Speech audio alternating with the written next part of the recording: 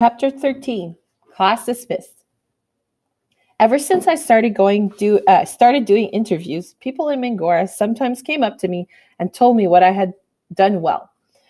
But many of my mother's friends were scandalized that I had shown my face on TV. Some even said that she would go to hell. Some even said that she would go to hell for not raising me better. And although my mother never said anything to me, I knew she would probably have preferred that I had worn a veil. But even if my mother disagreed with my choice, and even if her friends criticized her, she stood behind me. Meanwhile, even some of my friends asked why I let the world see my face. Fazula's men wear masks, I said, because they are criminals, but I have nothing to hide, and I have done nothing wrong. I am proud to be a voice speaking out for girls' education, and I'm proud to show my identity.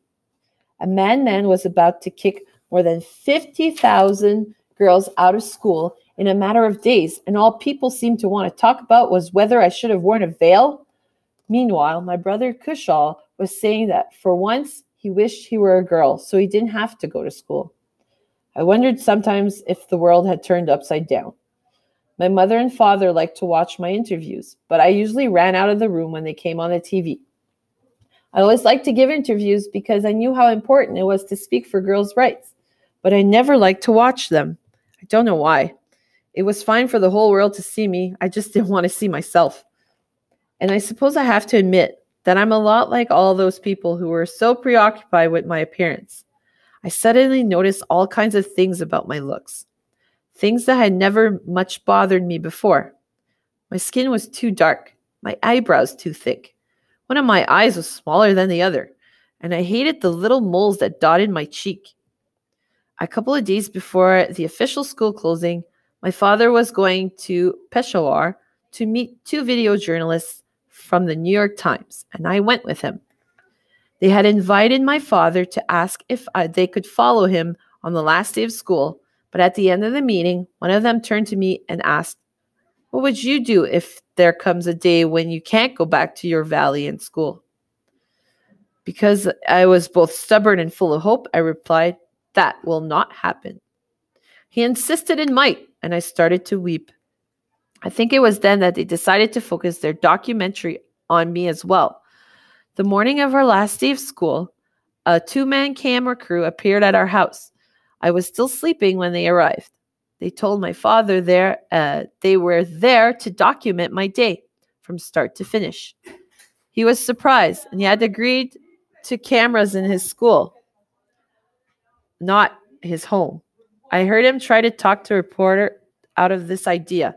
Eventually, he gave in, and the filming began. "They cannot stop me. I will get my education," I told the cameraman, "if it is in home, school, or any place. This is our request to the world. Save our schools, save our Pakistan, save our SWAT." It sounded hopeful, but in my heart, I was worried. As my father looked at me, smiling uncomfortably with a mixture of pride and sadness for his daughter, I pictured myself stuck at home, reading whatever books I could find until I ran out of books. I was 11 years old.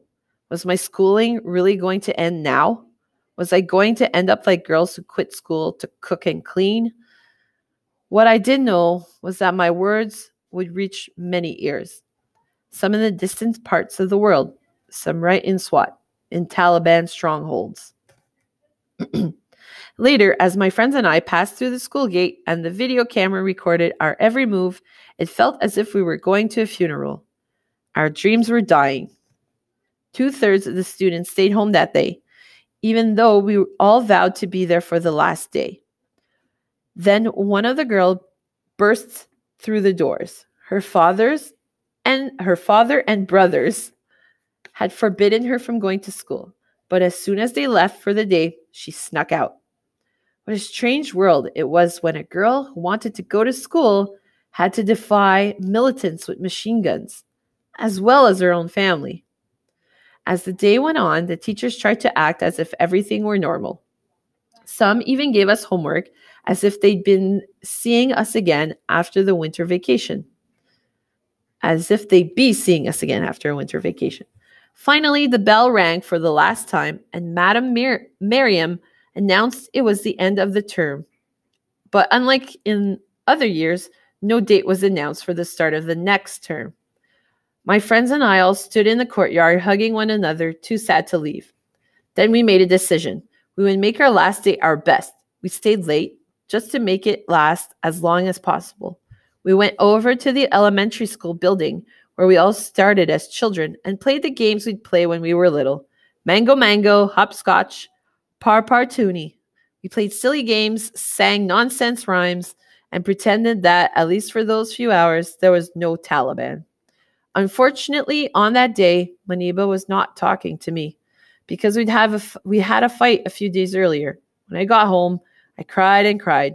My mother cried too. But when my father came home, he said, "Don't worry, Jenny, you will go to school." But he was worried. The boys' school would reopen after the winter holiday, but the closing of the girls' school meant a significant loss of income, which he needed to pay teachers their salaries and the rents for the building. As usual, many of the families were behind in their tuition payments, and others had stopped paying when Fazlullah issued his edict. My father had spent the last few days before the holiday trying to find a way to pay the rents, the utility bills, and the teachers' salaries. That night, the air was full of artillery fire, and I woke up 3 times. The next morning, my family and I talked half-heartedly about leaving SWAT or about sending me to a boarding school far away. But as my father said, SWAT was our home. We would stand by her in this time of trouble.